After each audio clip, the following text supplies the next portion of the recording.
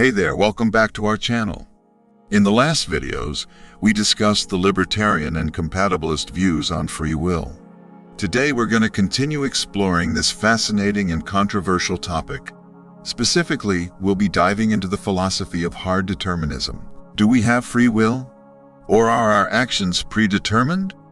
If everything is predetermined, how can we have then free will? And if we don't have free will, how can we be responsible for anything? This video will try to address all of these questions from the perspective of hard determinism.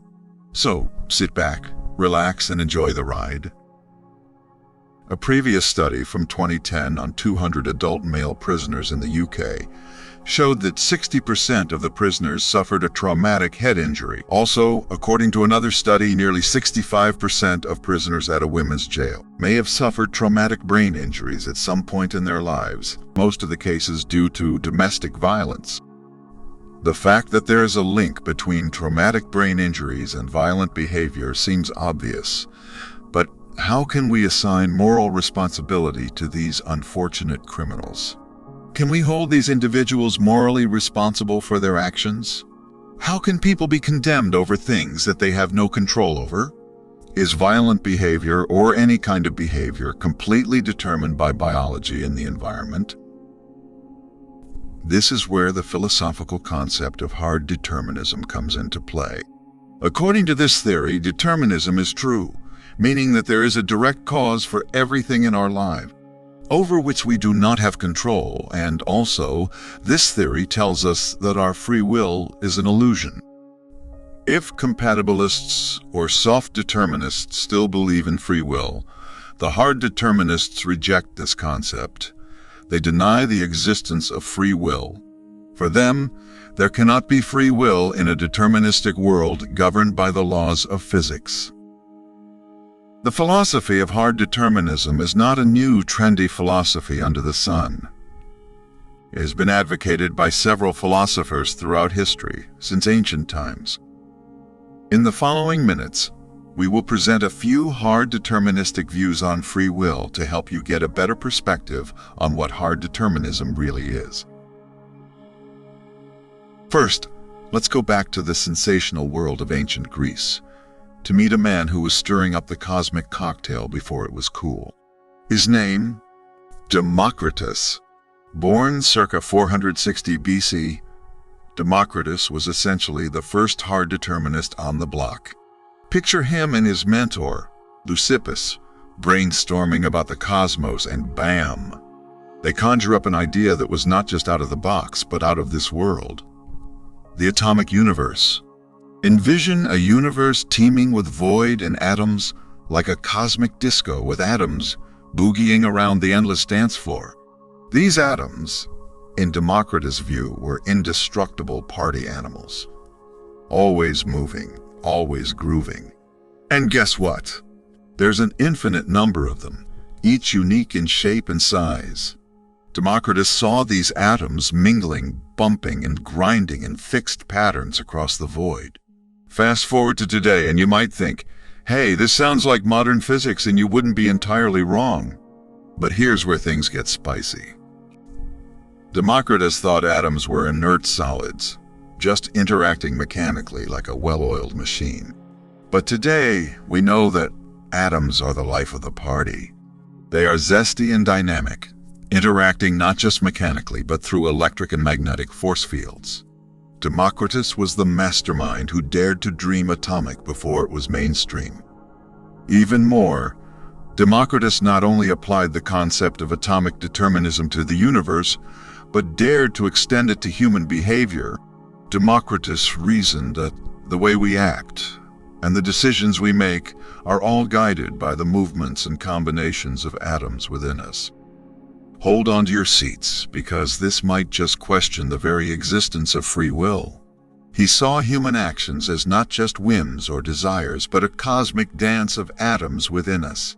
Is this our destiny playing out, or simply atoms in motion? The jury's still out. Imagine him, quill in hand, as he penned these words.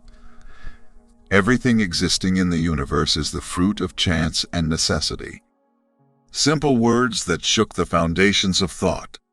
He hypothesized that everything that happens is a result of chance, a cosmic roll of the dice or necessity, a predetermined course set by the states that came before.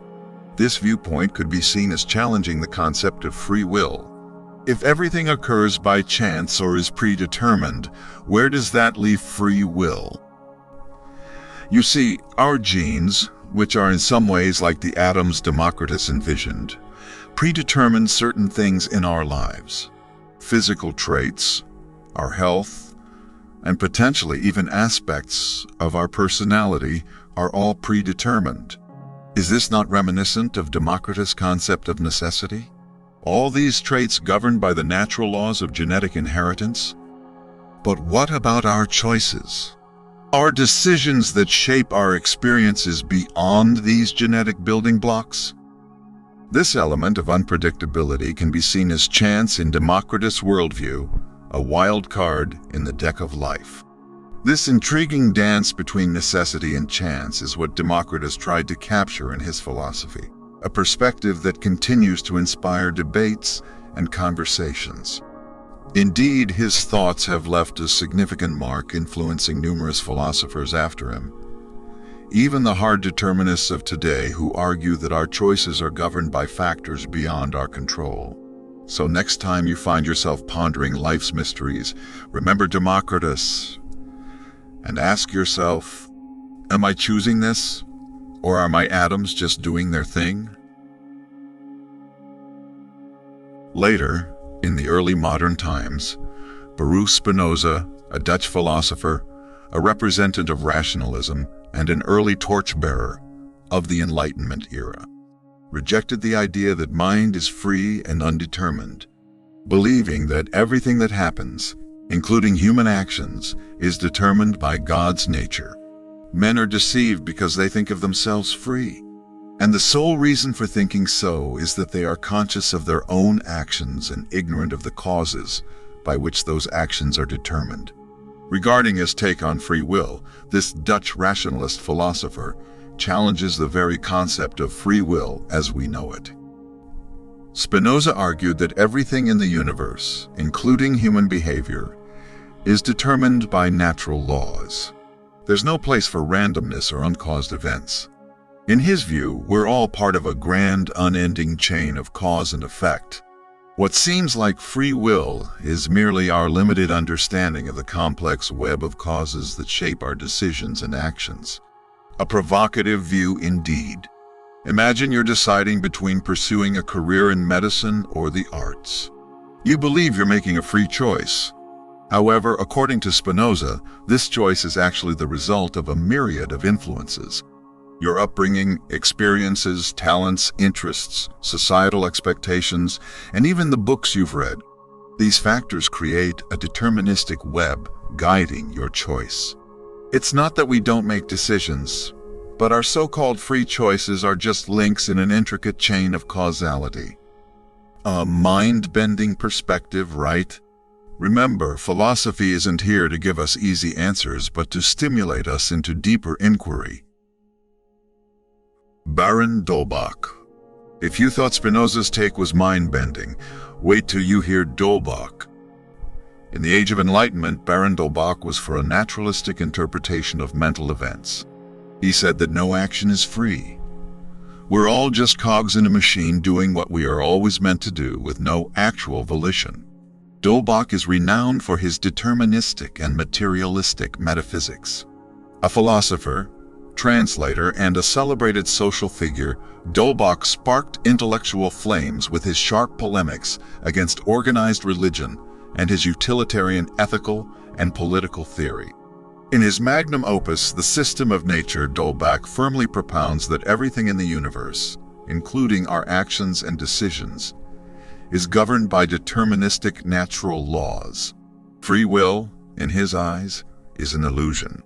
All our choices and behaviors are influenced by factors beyond our conscious control. Let's explore a common scenario.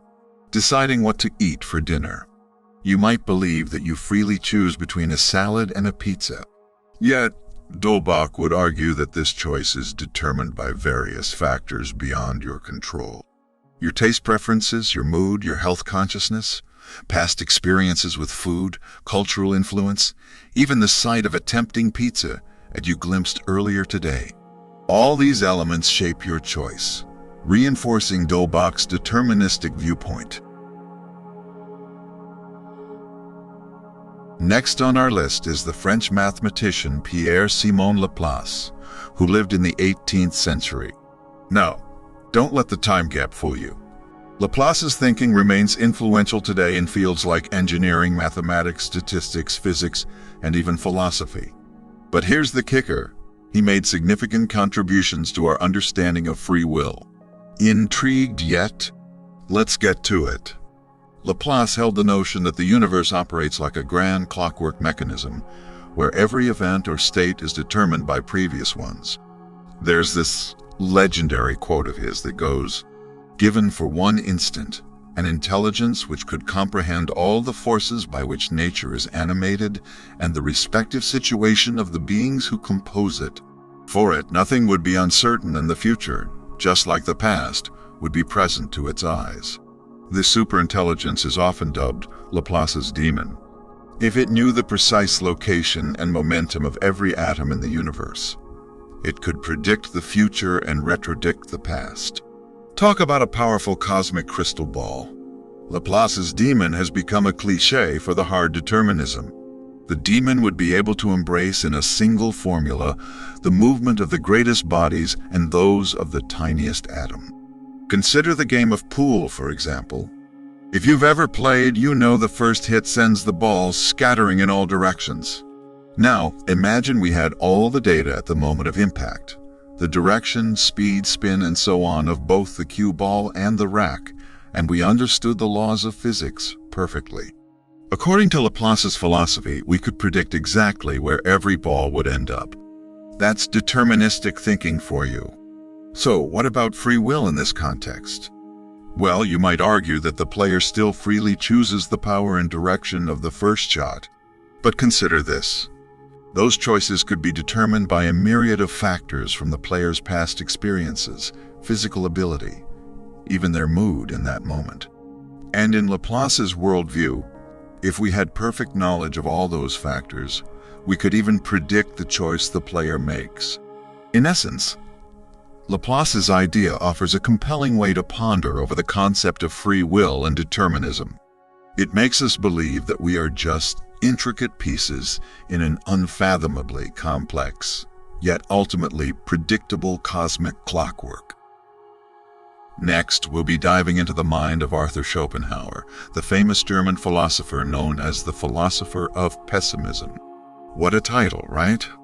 Born in 1788, Schopenhauer brought a new angle to post-Kantian philosophy, disassociating himself from the mainstream and weaving together the natural science of his day into his philosophical works.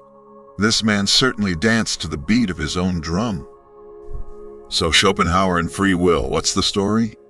Schopenhauer presented a view of freedom as a three-tiered concept: physical, intellectual, and moral. However, his most famous words on this topic might be, "Man can do what he wills, but he cannot will what he wills." Sounds a bit cryptic, doesn't it? Essentially, Schopenhauer is suggesting that while we have the freedom to act, the desires that drive those actions are not within our control. They arise from an innate, blind impulse he called the will to life. Schopenhauer acknowledged that usually we regard ourselves free. However, if we really analyze ourselves better, we must discover that we had been obliged to make the decisions we actually made. Our lives and actions are determined because our wants and desires are determined, and we cannot simply shape them as we might wish. In other words, we are free to do what we want, but we are not free to want what we want. We are just puppets playing on the stage of life, unknowingly of how our story will develop and end. Now let's bring this lofty concept down to earth. Imagine you're sitting in a restaurant, and the waiter brings around the dessert cart. There's a chocolate cake that you're absolutely dying to eat. According to Schopenhauer, you're free to choose whether to eat the cake or not. That's your action. However, your intense desire for that cake, that's not within your control. That craving comes from your will to life, the same basic instinct that drives all living things. As much as you might wish you didn't want that cake, your will doesn't play by your rules. And that's a wrap on Schopenhauer and his perspective on free will. Makes you look at that dessert menu a little differently, doesn't it? The decision is yours, but the desire. That's all Schopenhauer. Next, we will be stepping into the world of the brilliant and controversial philosopher Friedrich Nietzsche. Born in 1844, Nietzsche was a German philosopher who shook the world with his radical ideas. He challenged Christianity and traditional morality. This man was certainly not afraid to push boundaries. When it comes to this thing we call free will, the ability to choose differently in the same situation, Nietzsche wasn't buying it. He had two big problems with it. First, he said that this idea of free will assumes that we're our own creators, that we create our own actions, or, in other words, that we cause ourselves. Nietzsche claimed that this was one of the biggest errors of humanity, calling it the error of false causality. At the question if we really can be the drivers of our own actions, Nietzsche replies with no. He considered this free will an illusion, a bystander to the events in our lives, not a driver. Our so-called free will does not cause anything, does not cause any action. It is just an illusion, a surface phenomenon that accompanies events, and it can be missing. We can even act without having the accompanying illusion of free will, like in the case of sleepwalking, for example, or when we're under the influence of alcohol and drugs. Then, what about the self? Nietzsche said, it's just a word game, a mix of thoughts and desires wrestling for control. What we call self is thus an illusion and is not the cause of anything. The second problem Nietzsche had with the notion of free will was that he saw free will as society's manipulation tool. Nietzsche said, quote, men were considered free so that they might be judged and punished, so that they might become guilty. You cannot really judge someone if you don't believe that person acted of her own free will. Thus, free will is a means to control society. Instead of such conventional free will, Nietzsche had a different idea. He proposed the concept of will to power, a primal, irrational force in all of us, driving us to various ends. In fact, the will to power is not a real will, but an expression of a vital force flowing through us. Nietzsche also embraced the ancient concept of amor fati, a love for our fate. No matter what happens in our lives, it is better to accept it, embrace it, or even love it. With this concept of amor fati, Nietzsche proclaimed that the universe has a deterministic nature. Now, let's bring this down to earth with a real-life example. Consider Alice, a diligent high school student. The conventional view says she can freely choose to study for her exam or ignore it. But Nietzsche would say, hold up, Alice's actions aren't entirely her own. She's influenced by factors outside her control, her upbringing, her environment, her genetics, and all the experiences that have shaped her thus far. She is the product of numerous factors beyond her control. Plus, she knows that if she fails, society can use free will to judge and punish her. If she chooses not to study and fails her exam, she can be held responsible and punished because she supposedly had the free will to act differently. Following Nietzsche's philosophy rather than a free choice to study, it's Alice's will to power that drives her to excel. Alice is propelled by internal force to master her coursework. It is this will to power, this internal driving force, that pushes her to study and succeed, not some abstract idea of being able to choose otherwise in the same circumstances. Regarding amor fati, or the love of one's fate, this would mean for Alice to accept and embrace the outcome of her exam, regardless of the result, as part of her deterministic journey, instead of constantly battling against the tide of events outside her control. In this manner, Alice would come to peace with her circumstances and find fulfillment not in the illusion of free will, but in the striving and eventual acceptance that come with her will to power and the love of her fate. So, that's a taste of Nietzsche's take on free will. It's definitely a brain teaser, and gives us a lot to ponder about our actions and motivations. Next on our list is Sam Harris, a famous contemporary American thinker who's not afraid to question some of our deepest held beliefs. With his razor-sharp intellect, Harris navigates complex issues, challenging us to rethink everything we thought we knew. A neuroscientist by training, his explorations extend into the realm of philosophy, standing at the fascinating intersection of science and ethics. According to Harris, free will is nothing more than an illusion. Despite our feeling of making independent choices, Harris suggests that we are simply the product of complex interactions between our genes, our environment, and a host of factors that we have absolutely no control over. Thus, humans are not free to make truly free choices, and everything is predetermined, but we still have to do the thinking. This knowledge that free will is an illusion should not change the intensity of our efforts to thrive in this world. Also, Harris doesn't negate the significance of morality and personal and societal freedom, instead reshaping our understanding of these concepts.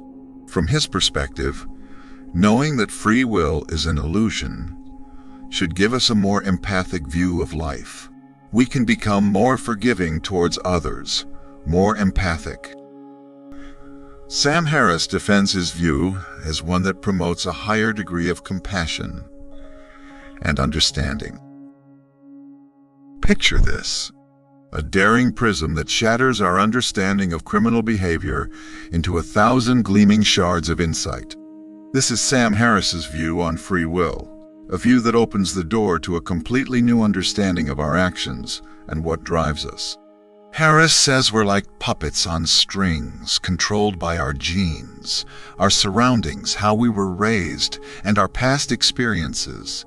Every action we take, even the ones we consider criminal, is not just our choice, but the result of all these outside influences coming together.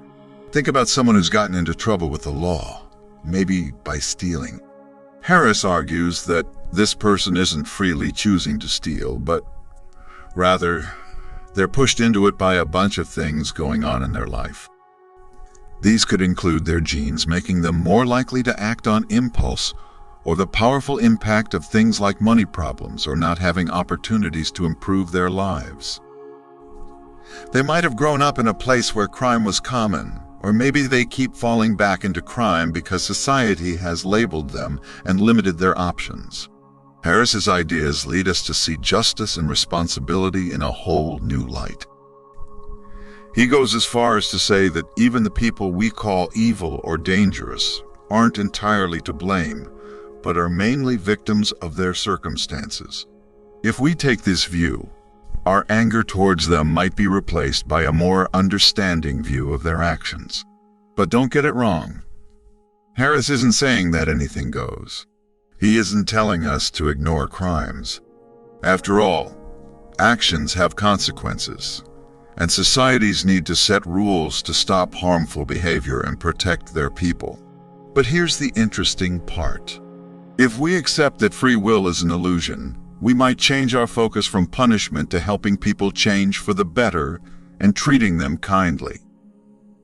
So there you have it, a quick guide to Sam Harris's fascinating ideas on free will. In this video, we have presented some of the prominent proponents of determinism. The theory continues to be a subject of debate and discussion among philosophers, scientists, and theologians. Whether you agree or disagree with the view of hard determinism, it's important to explore different perspectives and challenge our assumptions. Whether free will is an illusion or an absolute truth, it will continue to captivate us and shape our understanding of what it means to be human. The final verdict on free will may never be reached, But the journey of discovery and exploration is what makes it so compelling. Don't forget to let us know what you think in the comments below. And if you haven't already, make sure to hit that subscribe button for more mind-blowing content here on your Hyper Sophia YouTube channel. See you soon.